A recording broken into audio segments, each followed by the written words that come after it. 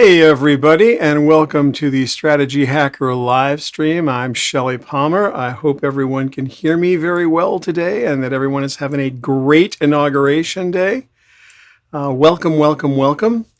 This has been quite a couple of weeks, as you all absolutely know. Last time we were streaming, we all got together, and right in the middle of our stream, we started to see in chat that what was going on in the Capitol, and of course, I couldn't believe people actually stayed with us till 4 o'clock last Wednesday, but 2 Wednesdays ago. But you did, and that's quite spectacular. This has been an unbelievable day and an unbelievable week. Please check in if you're here. I hope you are. I see a whole bunch of people. Hey, Simon Applebaum, and hey, Kathy Aronson. How are you? And let us know where you are in the world. Jane Roberts, what's this all about? This is the Strategy Hacker live stream. Every week, I basically do an Ask Me Anything office hours while streaming and talking about the week's work. We've got a lot of good stuff to talk about today because last week was the Consumer Electronics Show. Excuse me, CES is what it's actually just called now, no longer really called the Consumer Electronics Show. And it was all virtual, and it was really interesting. Gabe Greenberg, welcome from Manhattan Beach. Justin, welcome from California. Simon, glad you're doing well. So yeah, just use the chat. Chat is awesome. Howard Tolman watching from Chicago. Wow, Phil Harrison in the United Kingdom. We had a big day. Big day today. And I don't know how else to say it. San Diego, Jim Chase in the house. Glad to have you here. While we're waiting for everybody to show up, we'll just do ever so smallest little bit of housekeeping. Please check in. Seth Everett, welcome from New Jersey. Carlos, welcome from Colombia. All of our LinkedIn friends. I really love being on LinkedIn Live. It's fantastic.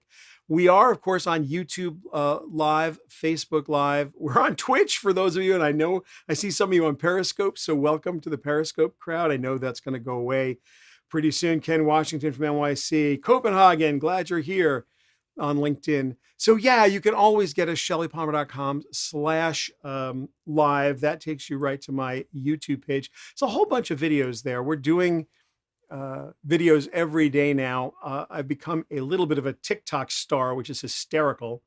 Panita, welcome from Switzerland, and Vivek, welcome from Charlotte. What a wonderful crowd we've got today. Oh, glad. Yeah, let's definitely get some questions going here, Seth. We'll pick that up in 1 second. I want to just run through some housekeeping. Most of you who are listening are probably already members of PGX. That is our professional growth accelerator. It's a private social network. You are all welcome to join. Welcome, Jim Thomas from Minneapolis and Don Levine from Westbury. What goes on at PGX is awesome. You learn a little, you teach a little, which is spectacular. There's now just under 3,000 professionals there. Everyone's in technology, media, marketing, entertainment. There are several medical professionals. Everybody's sort of from science and industry. The way I would describe PGX is content, hardware, software, and brands. And all the people get together and talk about what's going on every day. It's a wonderful, monitored social network. Very civil, good Socratic debate. People spend quality time and energy arguing points there. You can post articles, you can post your events, and of course, you can meet some really interesting people. And Ed Barenhouse, welcome, Lower East Side of Manhattan. Glad you're here. Jim Thomas from Minneapolis. Hey there. So yeah, if you want to join PGX, in the description, you will see a link. Because the links, I can't put links in chat, but in the description on YouTube and the description, I think on LinkedIn, you will see links to, I'm just checking right now, you will see links to PGX, and that link will get you in directly. You won't have to submit your credentials. Hola from Mexico, Johan, very nice to have you here.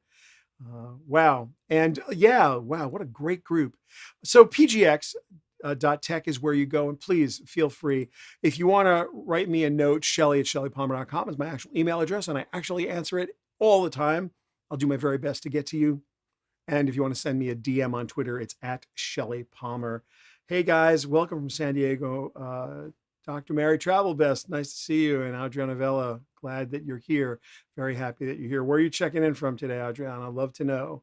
So yeah, fantastic. What a group. So yeah, just feel free to email me or DM me. Now, we've been doing these salons every week for months now, and 8 of them every single week, which has been amazing. And we led up to CES with these online salons, and we're going to keep doing these online networking salons now.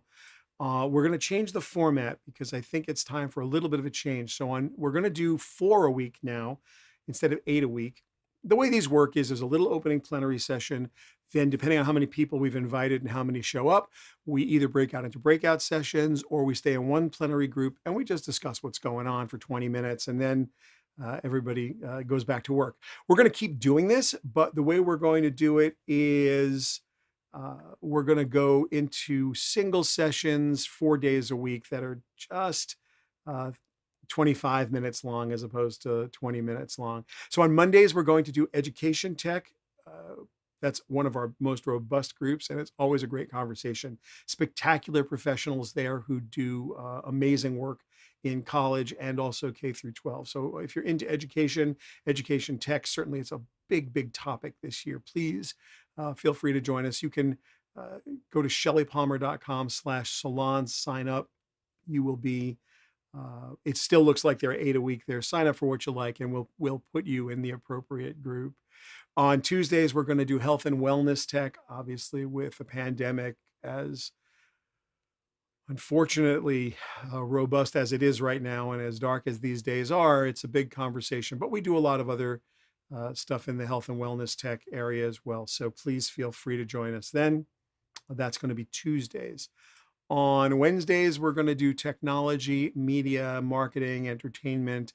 We're going to consolidate our Thursday groups into Thursday. And then did I miss Wednesday? No, we're going to have, it's education on Monday, Tuesday. Oh, leading edge tech on Tuesday.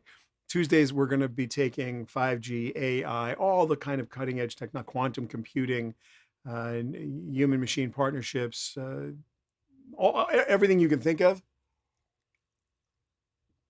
That's cutting edge. We're going to go for, again, health and wellness on Wednesdays. And then Thursdays, we're going to be doing tech, media, and entertainment. So if you are interested, there's a bunch of free downloads at courses.shellypalmer.com. I'll talk about it again in a minute, but our trend report is also there for a free download. We have been donating all of our store.shellypalmer.com merchandise profits, such that they are, to the Pediatric Cancer Care Unit at Memorial Sloan Kettering, which is a remarkable hospital for pediatric cancer. So if you are willing or interested in purchasing some Strategy Hacker merchandise, I have my Strategy Hacker cup here. Can everyone please mute? They don't say Shelly Palmer on many of their Strategy Hacker hashtagged and just whatever funny saying we've got, and some just say Strategy Hacker. So please, if you are in the mood for hoodies and cool merch, that's where you go, and we're donating the profits. And of course, if you're going to tweet about this, and I hope you do, or do some social media, please use the Strategy Hacker hashtag. Let's see, what else is going on today? All right, we got a bunch of questions coming up. I see a whole bunch of questions. Let's have a quick look here. What do you suggest to older people like my parents that are tech illiterates and are struggling to get the vaccine? That's an amazingly good question. So my mother's 87, and I have a lot of elderly friends and a lot of elderly relatives. I have to tell you that one of the hardest things you can do right now is figure out how to get a vaccine and where. Do not expect your elderly parents or friends to do this. One of the most beautiful things you can do for people you love right now is to get on this for them. There are 2 best practices. One, of course, is if they're old enough or they have an underlying condition and they're eligible, just get them on a list. What I have been told and what I know works from personal experience, the vaccines, the Moderna and the Pfizer vaccines, they thaw them out, bring them to room temperature and prepare them. And they prepare them based on the number of people that they expect to come and have doses. in town centers like here in New York, it's very rare that they run out of people before they run out of vaccine because there's so much population density. But in the outer boroughs and in Westchester and the suburbs, they don't everyone doesn't keep their appointment and they have to use the vaccines every day. And so the success stories I've heard, even from people who have walked in, what they've done is they've walked into a vaccine clinic, wherever they are, hospital, drugstore, what have you, and been turned away because they don't have an appointment, but put their name on a list. And then end of the day, when the appointments were done, if they have 5, 6, 7 doses left, 20 doses left is what one area had, they'll call the people on that wait list. And this is not for the faint of heart. So if you have an elderly parent or an elderly loved one or someone you just want to be nice to, yeah, that's the perfect thing to do. The absolutely perfect thing to do is take a little time out of your busy schedule, go help them get it done.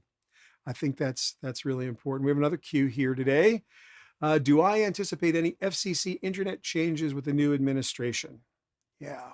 And by the way, keep this coming, folks, because this is the whole point. I want to sit here and answer your questions. Greg Gwecky, welcome from Southern California, and David, welcome from Houston.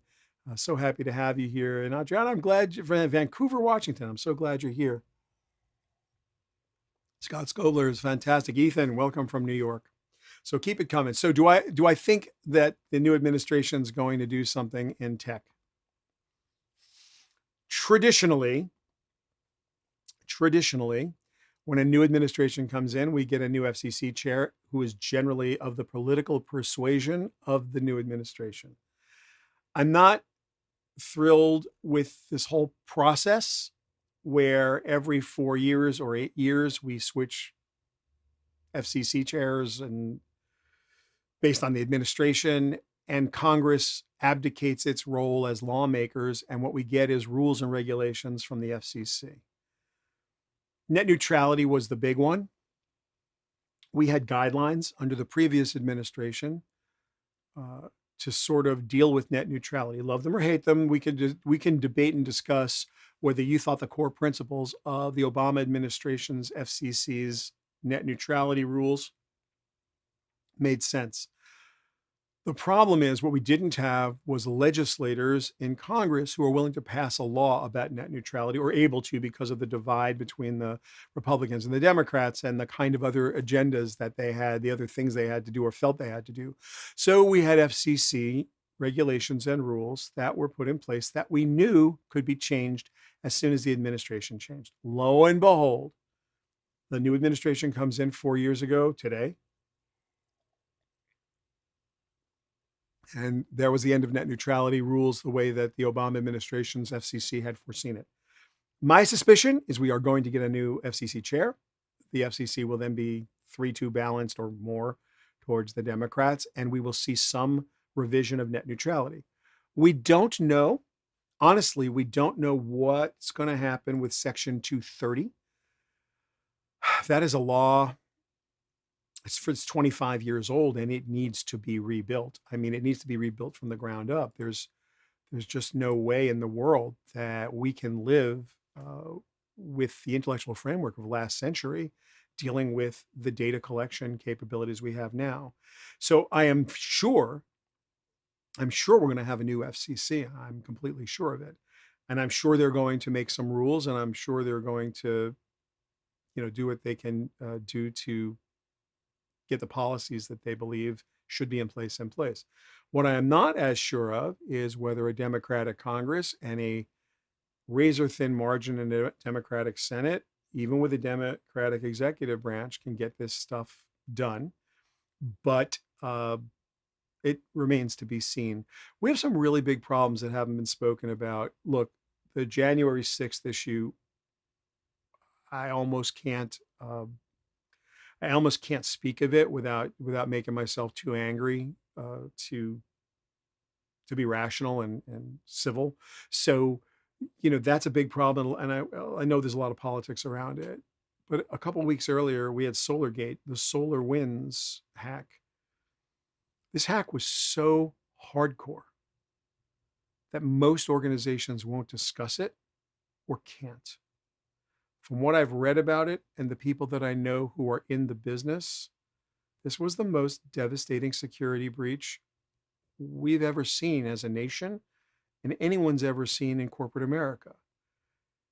It's gotten no press for obvious reasons. It's not sexy, it's not interesting, and there's nothing you can do about it personally. So it's kind of silly for them to report because what are they going to do? Like, what are they going to tell you? So realistically, this has to be dealt with. I don't know who the Obama administration is putting in on tech security, and I don't know how those seats are going to get shuffled. I know they are going to get shuffled, and I know there are very good people lined up to take some of those jobs. So, and I have a lot of friends who are thinking that, it's going to go the right way. So let us cross our fingers and hope that the Biden administration, A, has good, solid thoughts about rural broadband and broadband for the larger part of America. This is incredibly important, not only for homeschooling and for work from home, but also for cottage industries and cottage businesses as we recover from the pandemic, as people's side hustles become as important or more important than their primary jobs, or if side hustles become their primary source of income. You've got to have broadband, good broadband, in order to do that work. And you have to have access to the kinds of tools you need to compete. It's not always economically in the best interest of a Verizon or a Comcast or any of the internet service providers to give you robust broadband where you live, especially if you're far out of town center.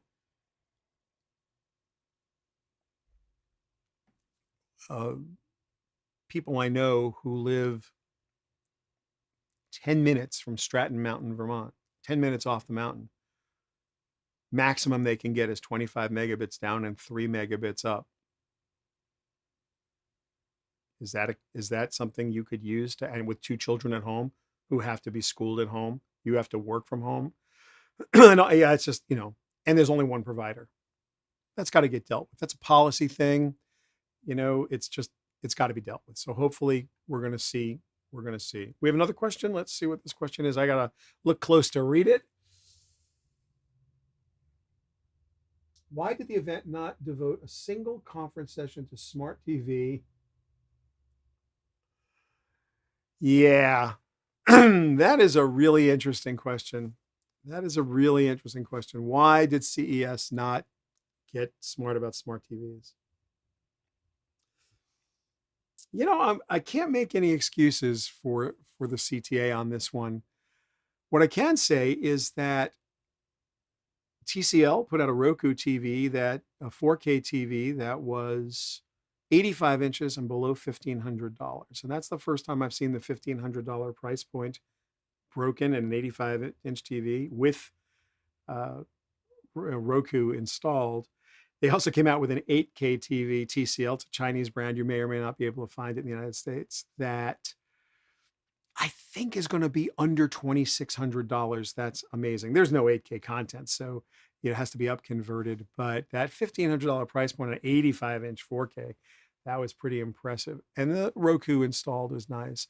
Samsung's Smart Hub, Samsung's entire world is now good enough where you literally don't need a Fire Stick or a Roku or an Apple TV. Samsung's got it covered for you from an app perspective, which is pretty cool. I don't know why CS wasn't covering this. Vizio just hired a new chief revenue officer. Samsung's got one. You're gonna start to see advertising programmatically sold through those devices. Everything's over the top now. Don, welcome from Mexico. And Gordon, hey, how are you? So yeah, no, we're going to start to see programmatic be the future of all advertising at a level that we really haven't seen before. Programmatic had been relegated to digital. Certainly at the big networks, they didn't have enough digital distribution to do targeted, clustered advertising the way they can now. So You've got your still big three digital searches, all Google. Google's lost 8 to 9%, maybe 10% of their search business to Amazon, because people tend to search Amazon first when they're shopping, when they're purely shopping. Facebook, clearly for social selling, is just a powerhouse. A little bit of stuff on TikTok. It's just inching up. It's not the same kind of thing. Twitch is doing a little bit against 13 to 32-year-old 13 to 32-year-olds in general. Millennials tend to spend some quality time there, as do Gen Zers. With Peacock and all of the, just name your poison when it comes to streaming services, from Hulu to Peacock, paid to semi-paid to completely free. All of the world is now digital. So the TVs themselves are going to be selling ads. The services will be selling ads, and you'll be paying as best you can for subscriptions. Look for meta services this year. Again, Simon, I don't know why. I literally do not know why that the CTA didn't run smart TV as a thing, but they didn't, and there wasn't much anyone could do about that. So we didn't do much about it. Let's see, what else do we have? Was there anything at CES? I don't know if this question actually came up. Was there anything about CES limiting how much we're all paying Google for AdWords? No. No. No. Not at all. And not only not at all, not ever, never, ever. All my SEO, SEM friends, all my search friends out here, and please weigh in on chat. And by the way, you don't just have to ask me questions. You guys can chat amongst yourselves, because that's literally the coolest part. So anybody here who is an expert in SEO, SEM, and AdWords, Facebook, Ad Manager, like, just weigh in here on what I'm about to say. And if you want to call BS, call BS. And if you've got a point you want to make, I'm staring at the chat. So I'm with you, and I'm looking forward to absolutely looking forward to having a back and forth dialogue here, which is the point of this session. Google's auction is monitored, and while it's supposed to be a victory auction, meaning that you pay 1 penny over the next highest bid, so you bid 5 cents, someone bids 40 cents, you pay 6 cents. It's theoretically how it's supposed to work. eBay works that way too. The price floor at Google is demand-based. There are $1,500 keywords in Manhattan for dermatology. And some of these keywords are crazy. Jane from Yorkshire, UK, welcome. So it's quite remarkable what Google can charge for things that are in demand. It's a stark contrast of Facebook, by the way, which is, to me, the most fascinating machine when it comes to advertising pricing. Facebook can be expensive. There's no question about it. But you're always paying the lowest price on Facebook, no matter what, depending on what you're bidding for and what the audience is. And they create scarcity by limiting the number of ads that they will show, but they don't limit scarcity that much. So the pricing in Facebook isn't horrifying. Amazon, it's really interesting how they price Amazon. Amazon, I always liken to the creature in the movie Alien. And I know a lot of you have heard me say this before. It can live in any environment. It's got acid for blood, and it kills everything it sees. That's Amazon, both on the merchant side and on the ad side. It's just unbelievable what they get away with. There's a reason Jeff Bezos is the richest man in the world. Amazon has its own rules, and you don't get to say much about it.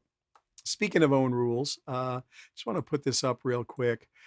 Our trend report, the 2021 Trends and Insights report, is available to you free of charge at courses.shellypalmer.com. And this year we've done our very, very best, literally our very, very best, to just set a framework. It's not a super intensive stats report, because you can get statistics everywhere. We tried to take some of the key trends and the key insights and explore them a little bit. Just try to really get a sense of of what's the new normal, what's old, what's likely to change forever, what's likely to go back, what's going to snap back, and what's going to kind of slowly claw its way back, because I think that's what you're going to make business decisions about. So yeah, I hope that you'll download it for free. And while we're talking about things that you can do for free that are fun, this is our Innovation Series Summit at ces.shellypalmer.com, ces.shellypalmer.com. You can you can stream all of the speeches, my keynote, and then Carolyn Everson's interview that I did, and the interview I did with Wanda Young, and Barak Turovsky, who is the AI product lead at Google AI. Google Translate is where he spends most of his time. And wow, did he do a really good job. I mean, a really good job explaining BERT, both for search and for translate. And then some of the complexities of monolingual translation and bilingual translation. Monolingual understanding and bilingual understanding. Monolingual meaning that Google just figures out what you're saying, the context of what you're saying. When they started with Translate, and he goes into detail in his presentation, it's not very long, and it's not very jargony, so I think you'll like it. Again, you can pick it up here if you need this link.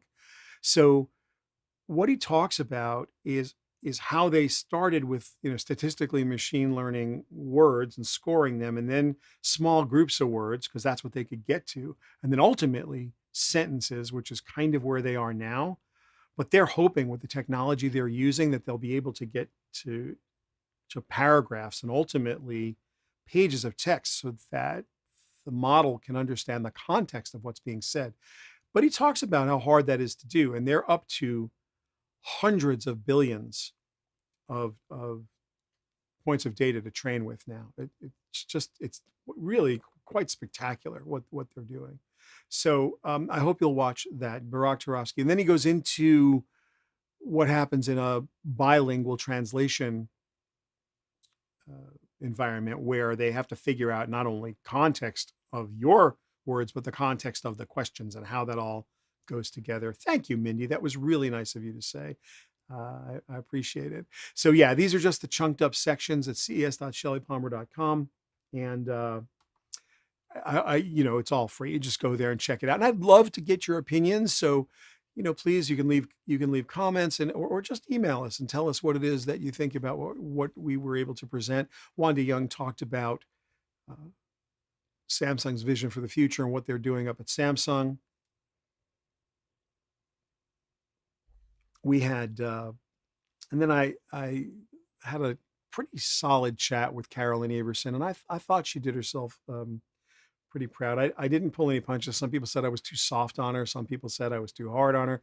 Carolyn and I have known each other personally a really long time. She's a dear, dear friend of mine. She was very gracious that week to come on and do the interviews. I gave her every opportunity to send a sub because I understood what they were going through.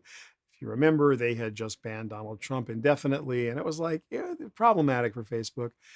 I got a lot of hate mail. We lost a lot of subscribers. A lot of people, as my daughter would say, a lot of people had big feelings about Carolyn's interview. But at the end of the day, I thought it was important. I think it's important.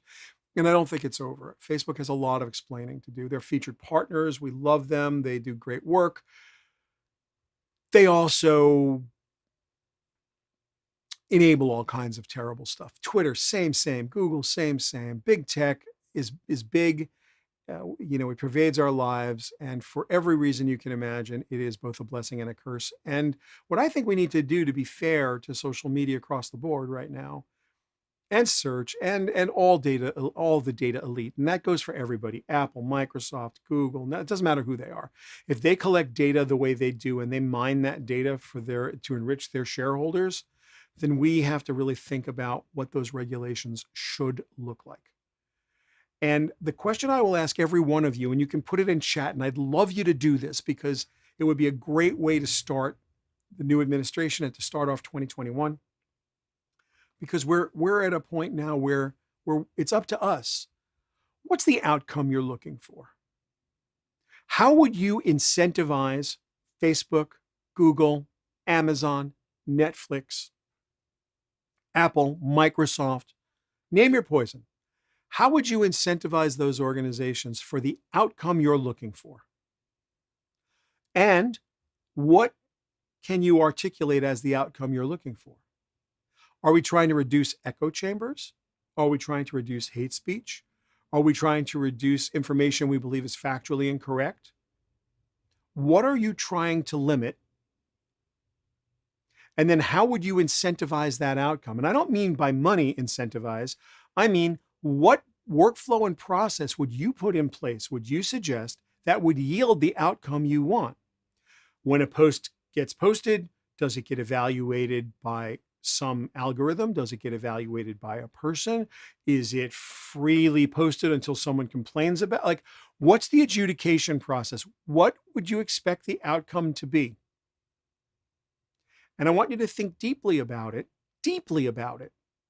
because the example I used always gets a political, a crazy political overtone to it. And I always use a slightly political sentence to bait this, because you need your emotions clouding yourself for a minute to catch yourself and go, wait a minute, I need to be dispassionate about this. I need to be a little more Socratic about this. I need a better hypothesis. And the example I like to use is, let's say the algorithm saw a sentence and the sentence was,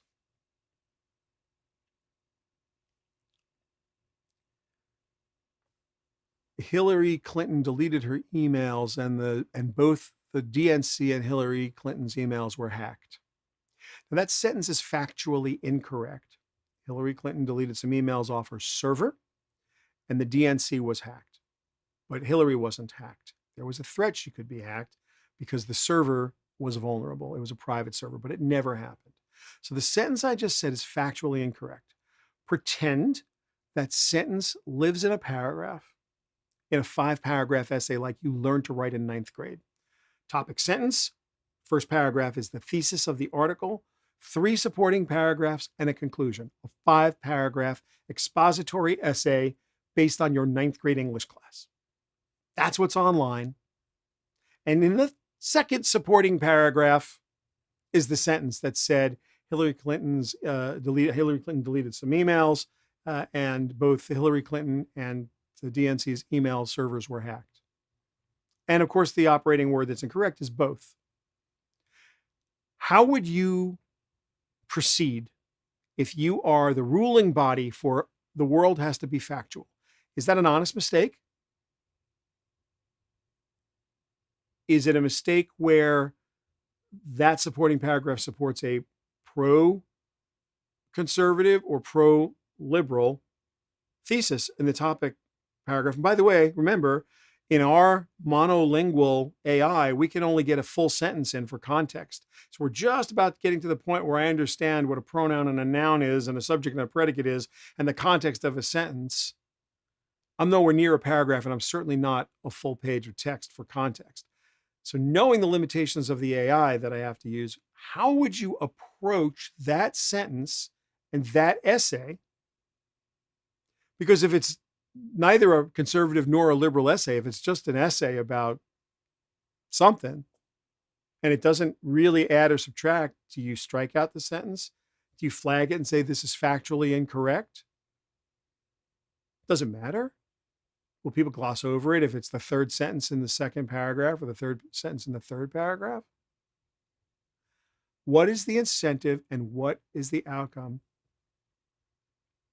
So that's that to me is where we need to start.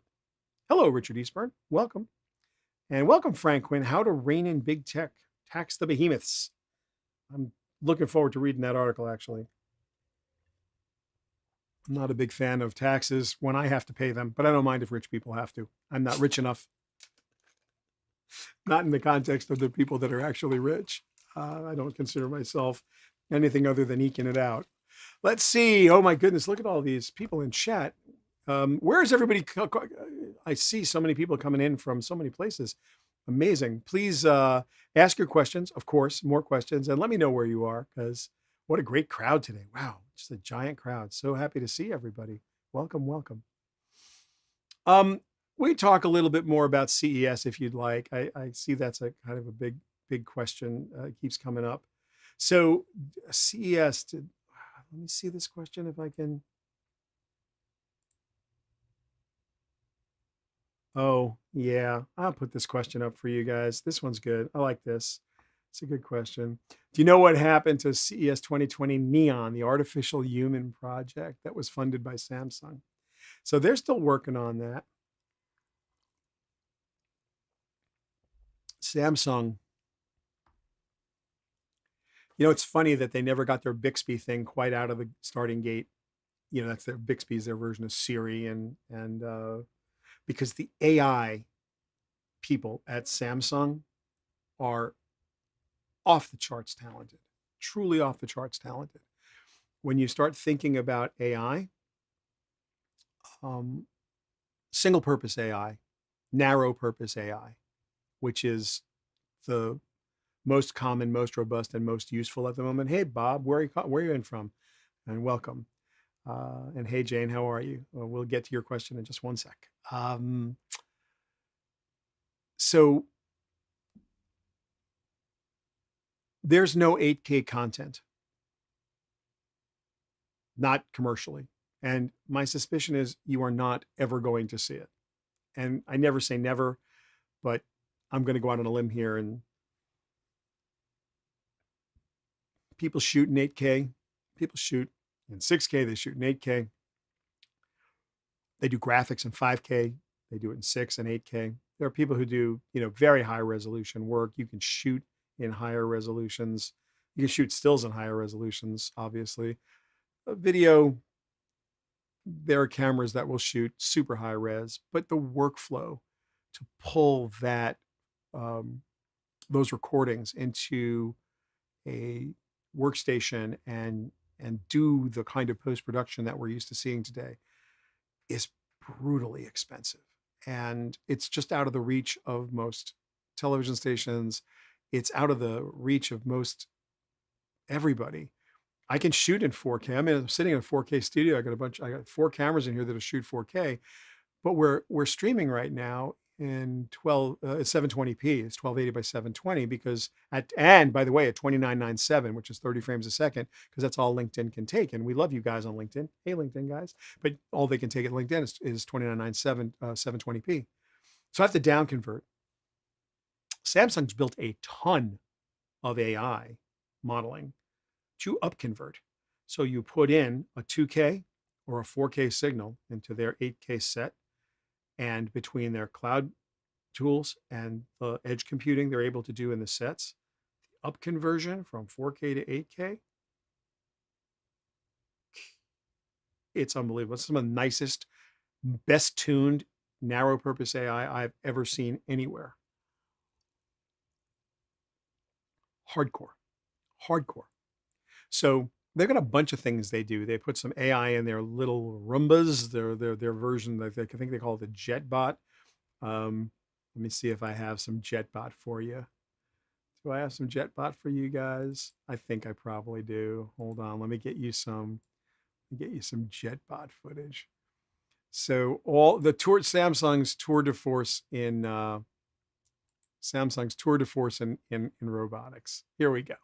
So this is their version of C3PO, or I would say this is their version of R2D2 on Jabba's pleasure barge, serving drinks, which is kind of fun.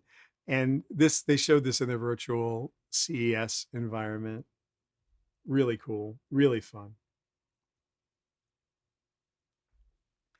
I definitely want a robot. I definitely want a robot pouring wine for me. I love the fact that it picks up laundry. That's fantastic.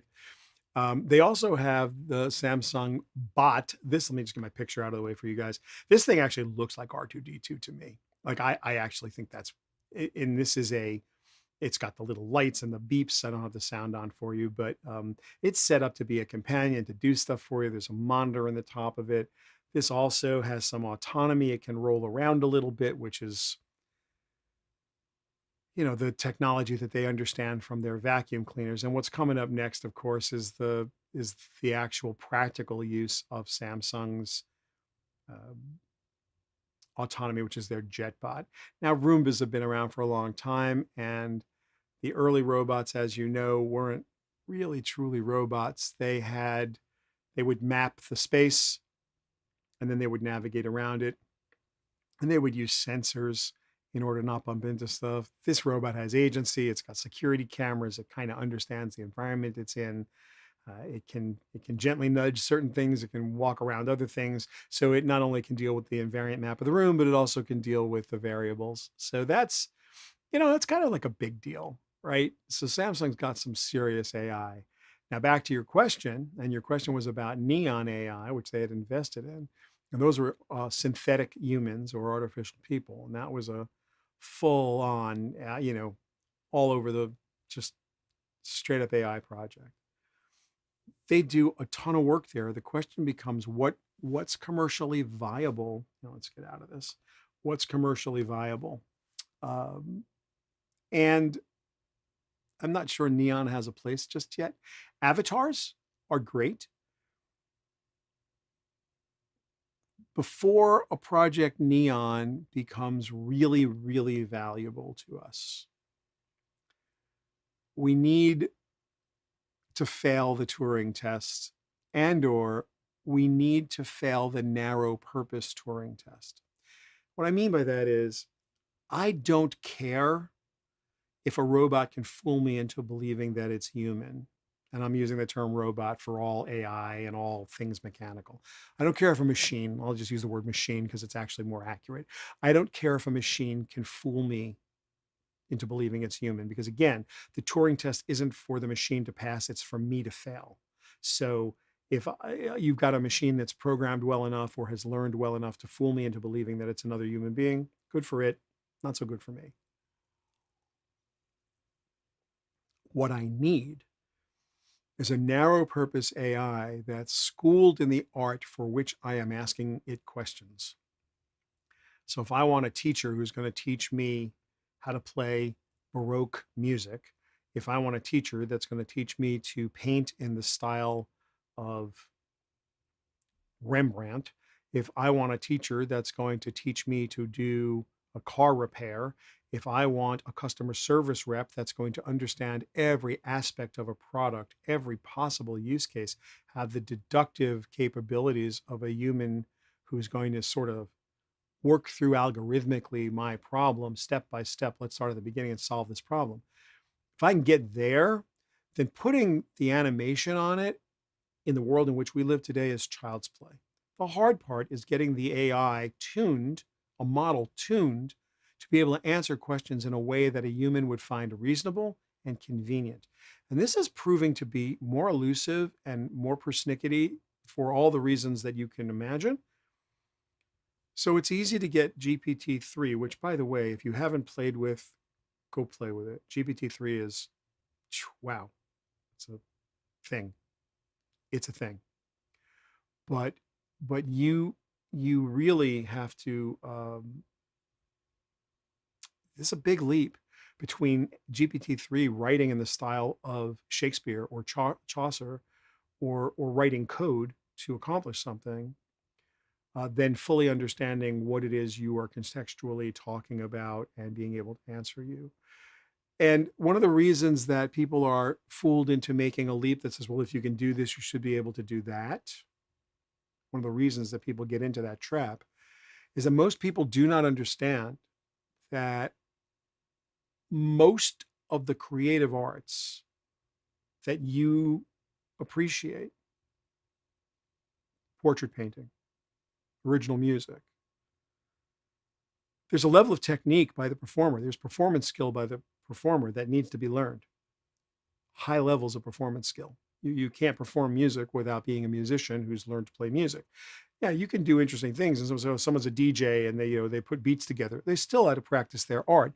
The fact is that they're mashing stuff up. That still requires hours and hours and hours of good practice to become good at it and to be able to emotionally communicate through that medium. You're a sax player, you got some work to do. You're a piano player, you got some work to do. You're a composer in styles. You've got work to do. That work is algorithmic. It would take me about 5 minutes to teach anyone to write a piece of music in the style of Bach. It would take me under 5 minutes to teach you how to solo and sound like Oscar Peterson. For 8 measures of music, you'll sound like Oscar. Yeah, they're not always going to be able to do it, and you won't have his technique. But at half speed, you'll understand it. I can get you to play like Dr. John in about 5 minutes too, because it's really easy to understand algorithmically. This is what happens 80% of the time that Dr. John gets back to 1 and he wants to solo. Instead of going to the 5 chord, instead of going to the 2 chord, he's going to go up a half step and he's just going to sit back and toggle that. So like these are rules. It's a rule-based thing that he's doing. You might think it's magic, but anybody who's ever going to sit down and write it out in music theory understands what it is. And so computers can understand it. But when human beings have conversations, we don't follow rules. When you're pissed off that something's not working, you want customer service, the person may go methodically and may drive you crazy that they're asking methodical questions. And every time you talk to a customer service person who's reading from a list of steps, and then at the end of the steps, what all they're going to tell you is that you have to reinstall the whole operating system and back up your computer, and you just want to throw the computer, out the window or at the person through the phone. So I think we're a long way off from Project Neon being the human part of it, the animation part of it, the avatar part of it. Super easy. The guts, the brains, the model, getting easier every day. We're getting there. And we are, again, remember, the Turing test comes in levels, and it's for us to fail, not for the machines to pass. Jim Chase is asking how using AI to 4K to 8K, how's that different from other methods? The way Samsung does it is fascinating. They went and analyzed 1 bajillion movies, and to hear their product managers talk about the way they trained the model early, and then they've evolved the model. So they've got generative adversarial networks working now to try and just score better and better and better to achieve these results. And they just did a great job. It's well documented online the way they're doing it. They're very open about it, and a spectacular group of people doing spectacular stuff. So yeah, AI is way too hypey, but the Samsung upconversion AI has been breathtaking. And the results, you can see the results. It's like there's no way they're doing that kind of upconverting and colorization. One of the things Samsung brought out, there's a group called Samsung Labs. This you should go look at. It wasn't at CES, but they do a thing. I don't know if it's out. I don't know if you can buy it. It's an app you run on your phone, and you hold your phone, your Android phone, on the screen of your big screen television. So you take your phone and you just hold it up to the screen with this app running. And the app looks at the screen, analyzes what's going on in your room, and calibrates the monitor for you. And you can calibrate it to various standards, or you can calibrate it to broader, like, you want it to look like a movie, you want it to look like a video, you want to look like a video. It's amazing. This thing is talking to the set, so you're no longer touching any controls. It's just figuring out the ambient light in the room and what's going on with your monitor. Yeah, it's fantastic. I mean, really, really, really good stuff. Are people going to do it? I don't know. I really don't, but it blew my mind. That was one of the things that I saw in one of their press videos that just kind of made me really smile ear to ear. They did that, and by the way, same technology they used to take pictures of food and guess the calories and portion sizes. Same video. They have a thing called Deep Scan, DEEPSCAN, Deep Scan. They put a trademark on it. It's about this big. And what you do is, Samsung makes washers and dryers, and they're featured partners. I'm not doing a commercial with Samsung. They've been sponsoring our Innovation Series Summit for a long time, and they're wonderful people, and we love Samsung. But this is not a commercial for them. This technology blew my mind. This thing, Deep Scan, which is in Samsung Labs, it's not a commercial product yet, or if it is, it's in limited release.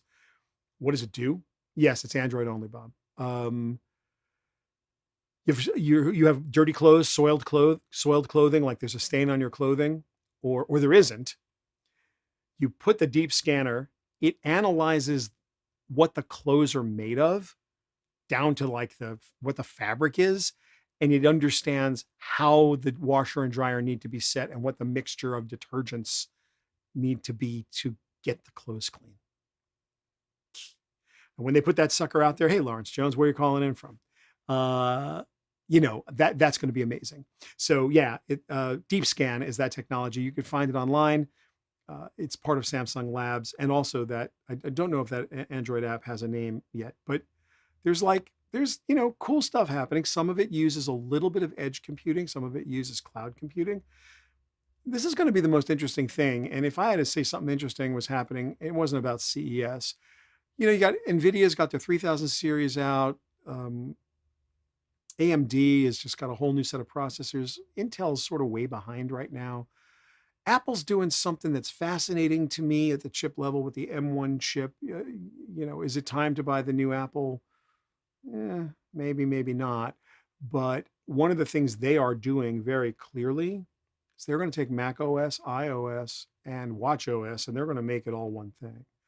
And that's going to be fascinating when you have your tablet, your smartphone, your watch, and your computer all running the same app, not the same program. So it's not like I'm running Outlook on my phone with the Outlook app and I'm running Outlook on the web these are not mobile web apps. They're going Mac OS, iOS merger in the future. That's what that whole, an always connected personal computer, the ACPC as it was, which always makes me think of ACDC, but this always connected personal computer concept, that's sort of where they're going. So the big advances now, the companies that are getting their chips together and their graphics cards together, NVIDIA is doing incredible stuff. They're so dedicated to ray tracing. And the gamers aren't that excited about it, but everybody at NVIDIA is excited about it. So they're trying to push the industry forward. You've got Apple with their M1 chips trying to push the industry forward. I will not forget tvOS. That's right. That initiative from Apple. Simon, thank you. That's very important. So we're seeing a lot of chipsets now that are really taking us to new places. And why that's important is that all of the cool kids stuff that we're going to care about over the next couple of years that make our lives actually easier, that are going to make a difference to the way we behave, are going to need a combination of 2 or 3 things. Let me see if I get these right. You're going to need to compute in the device at the edge. So the more powerful the chips in the device are, the better off we're going to be. We're going to need brutally solid computing in the cloud because some stuff's going to happen there and some stuff's going to happen at the edge. And at a certain point, when the promise of 5G, which is a high-speed, low-latency network, is realized, and I don't think that's for another 3 to 5 years. It's inevitable, but it's not anytime soon. When those things come together, high bandwidth, low latency network, really powerful edge computing, and easily accessible computing in the cloud that's also brutally powerful.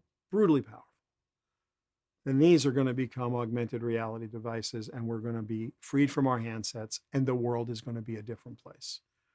That's what's coming, and that's what you could see. We saw, Vuzix, the Quest 2 in 7 weeks just went boom, man. Everybody bought their Oculus. The Think Reality, Lenovo glasses, they were showing their concept AR, XR glasses where you could put like 3 monitors up in front of yourself and that are virtual, and you basically, with a pair of glasses, had 5 monitors in front of your laptop. It's like, yeah, that's what I want to see. 5 screens in front of my laptop by just putting on a pair of glasses. This is where I think it's going. I usually use CES as a crystal ball for the future. This time CES was, to be fair, a bit underwhelming, and it was no exhibitor's fault. A lot of the exhibitors had taken it upon themselves to announce their stuff early. But if you went and you looked on balance where we are in the tech world, in consumer technology, and where we are with network topology and network technology and what's coming, considering how difficult a time this is with the pandemic and economically. It's amazing that so much interesting stuff is going on technologically, which makes you very aware that the today is the slowest rate of change you'll ever experience for the rest of your life. That the tech industry is not sitting back. It's not stopping. It's not slowing down. If anything, it's accelerating still, and probably at the same pace or even faster than it was before. There's more data being created than ever before. It's being processed in ways that's never been processed before. And we, as a group, I started this earlier in the conversation, and I hope we can get back to it. I really want you to tell me, what are the outcomes you would expect from social, from big data, from the data elite, and how, again, you would incentivize them. This is carrot and stick, if you will. But it doesn't need to be carrot and stick. It doesn't need to be punitive.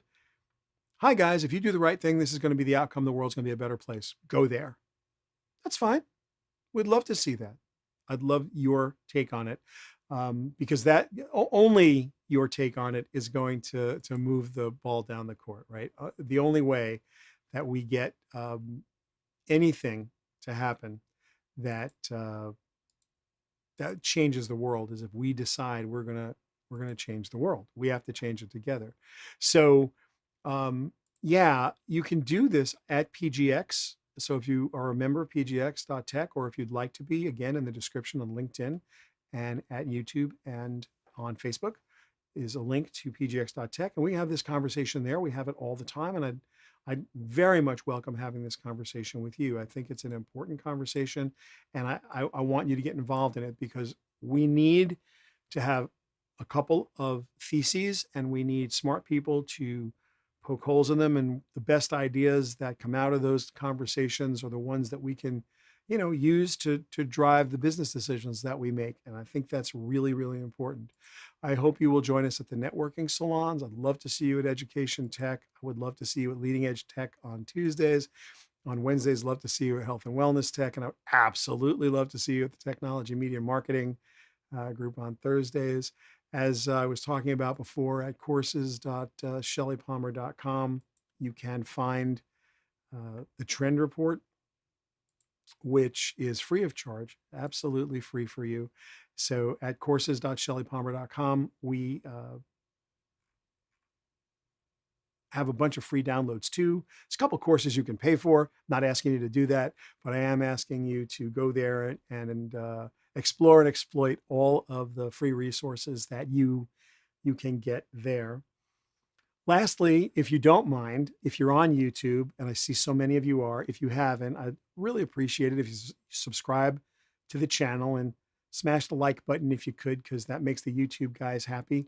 And I'd appreciate the subscription if you can. It's a YouTube thing. LinkedIn guys, I don't think there's a way to subscribe other, but you can follow me if you want. And also very happy to have everybody on Facebook. And Periscope guys, I hope you'll find us. And Twitch people, I hope you'll find us on LinkedIn and Facebook. Look, everybody, today is an amazing day. I know some of you didn't get the president you wanted. I hope you will give President Biden a chance. I think his success is our success. And I've said many times, and I want to leave you with my most personal thought about where we are today. We don't live in America. America lives in us. So we get to choose. We are the architects of the future we want to live in. In a democratic republic, in a constitutional republic, we elect our leaders and they make our decisions for us. Let's wish President Biden and Vice President Harris the very, very best, and hope all of us for a better tomorrow and a healthier and a safer tomorrow. Thank you so very, very much. We will see you next time. Take care.